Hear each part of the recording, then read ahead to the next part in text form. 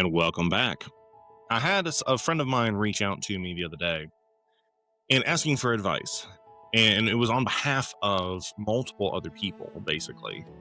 The context is you've got newer EMTs who are, as far as I know, eager to learn, eager to participate and be hands-on and get that practical experience to make them better providers. And they're being placed with paramedics who don't give a shit. I know we've never heard of that before. And they feel like they're being smothered and they can't actually learn anything because the paramedic isn't working with them, isn't letting them do stuff, isn't teaching them anything, is just hamstringing them at every opportunity. Okay, so the question then is, well, how do you deal with that? Well, to start, ideally, you want to try and do one-on-one confrontation first. I understand this isn't always possible or safe, unfortunately. I hate to say it that way. I do know that there are some people who are very emotionally explosive people and don't do well with that one-on-one confrontation. So obviously, within the confines of what's smart and safe, you want to try to do one-on-one confrontation first. Because even if it's just as simple as, hey man, here's my problem, here's what I'm dealing with, I want to work on this. And if they blow you off, cool, you have done the work to have a one-on-one conversation and it got blown off. So if that doesn't work, you want to level up. And it's kind of like how in law enforcement they use levels of force. You don't want to just go straight to the top right out the gate. Again, there are circumstances where that is necessary. However, in the context with which we're talking about, if one-on-one doesn't work, then you go to having either a witness with you or some kind of mediated conversation that involves someone in the mid-level of management.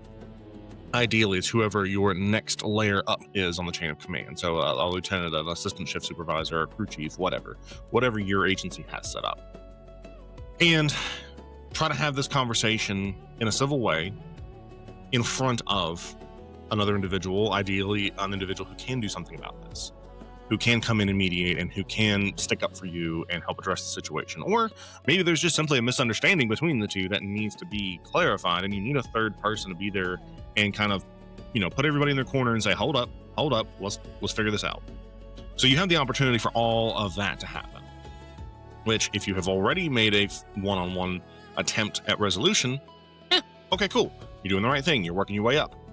Now, let's say that doesn't work. Let's say the medic is, or it doesn't have to be a paramedic. It could be an advanced EMT. It could be an older EMT, whatever the case may be. They don't listen. They don't give a shit. Well, then you escalate it up the ladder one rung at a time. It's no different than appeals in the judicial system with courts. You just keep working your way up until you get a definitive answer or can't do anything else. And ideally, in a perfect world, at some point along that process, you have some kind of resolution. I almost said revolution. I mean, that's entirely possible too.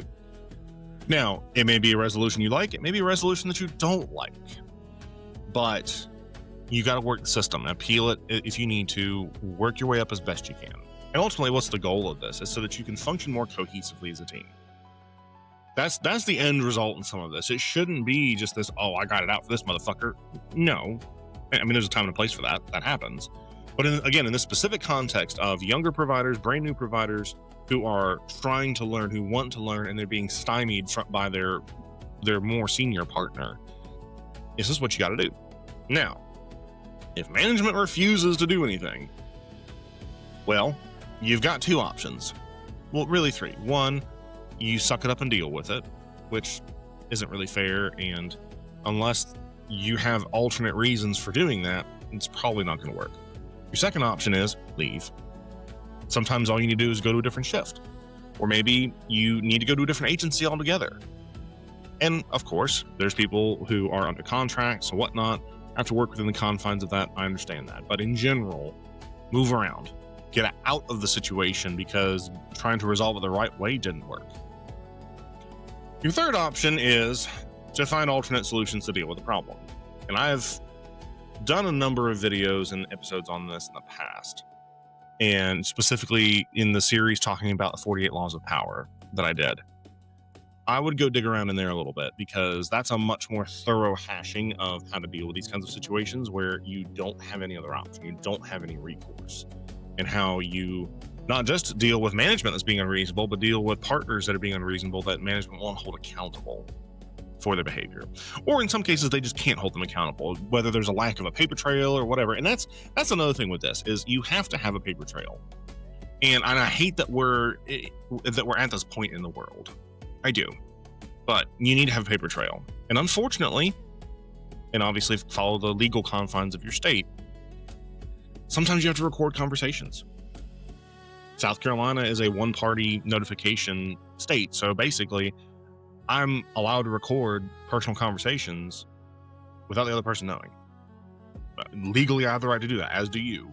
Again, in this state, know your state's laws on this. But try to make as much of a paper trail, not because you're trying to be shifty, shady, or whatever, but it does come down to a matter of protecting your job. We live in a world where people say whatever they want. People will lie. People will twist things. They will make things what they aren't. They will take what you say and interpret what they want to hear. But you have to have a paper trail, whether it's text messages, emails, as a last resort, recordings. Because again, I hate that. To me, I feel that's kind of a dirty move if I have to record, but I'm not above it. And I don't think any of us should be. And obviously what you do with those recordings is ultimately what matters. If you're going around and showing them to every Tom, Dick, and Harry, okay, that's not really cool. But if you have it to preserve yourself, if you're called into question, if people are trying to retaliate against you, you have some cover, basically. So there's nothing wrong with that. But ideally, leadership should be stepping in to where that's not having to happen. Now, let's shift focus or talk to leaders on this.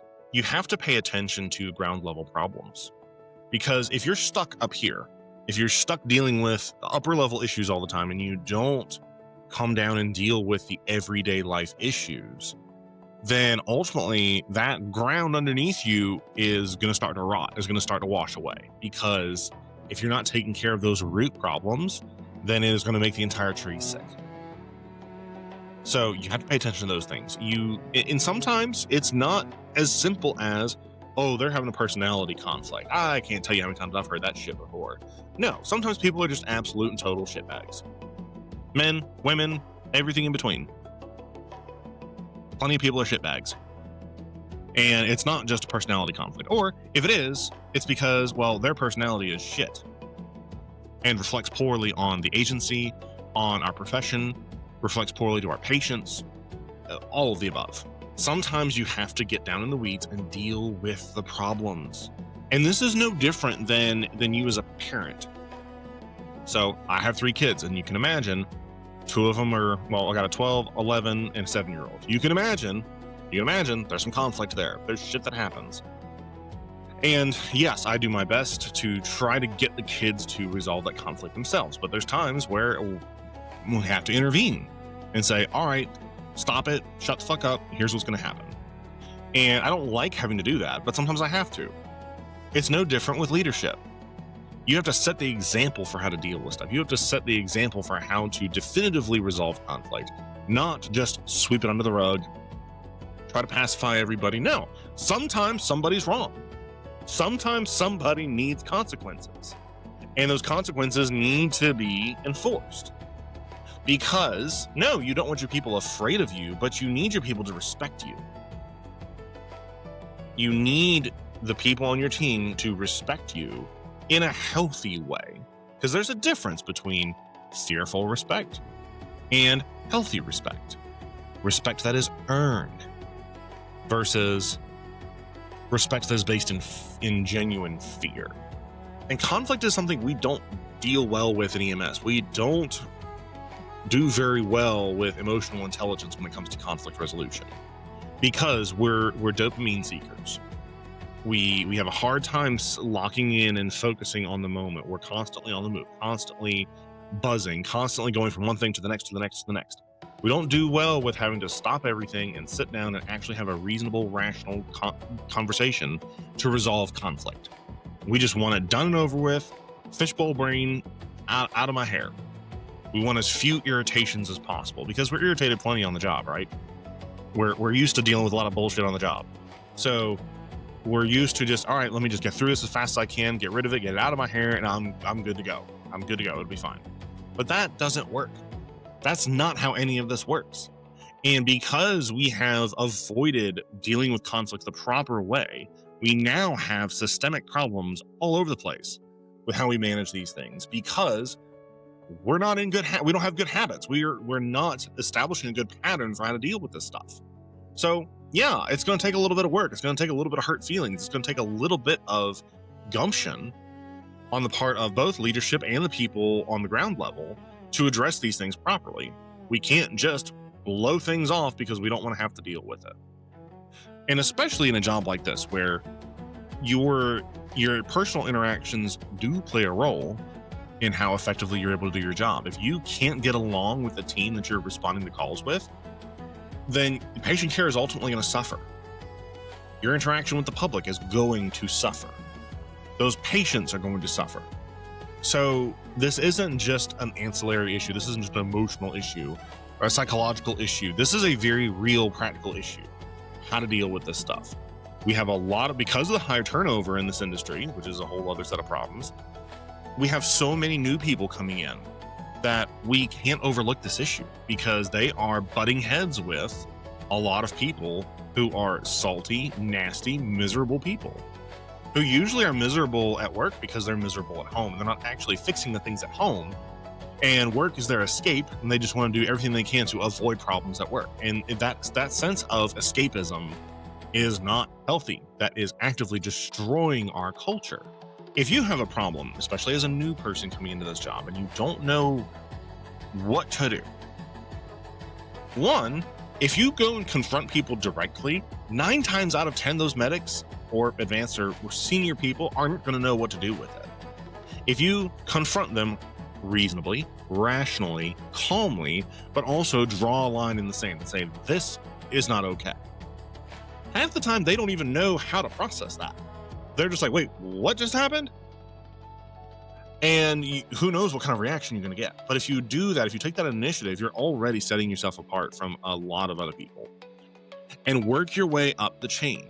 Appeal as you need to. But if the situation gets resolved, cool, leave it there. Where as high as you got in the chain of command to resolve the issue, stop it right there.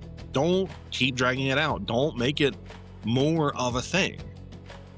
And this is incumbent on other levels of management. If something is resolved above them by their leadership, then they need to respect that, because if they weren't involved in all the decision making that led to that resolution, they're not going to know the full picture. And if they push it and they make a problem, then it's going to make everything worse and reopen wounds and cause more fucking problems. So the chain of command needs to be used effectively. The chain of command also needs to respond appropriately. Because if either is out of place, then you're going to have more problems. And that's all I got for you guys. If you learned something, good. Share it with your friends. If you were offended, good. Probably should be. I'll see you next time. Bye-bye.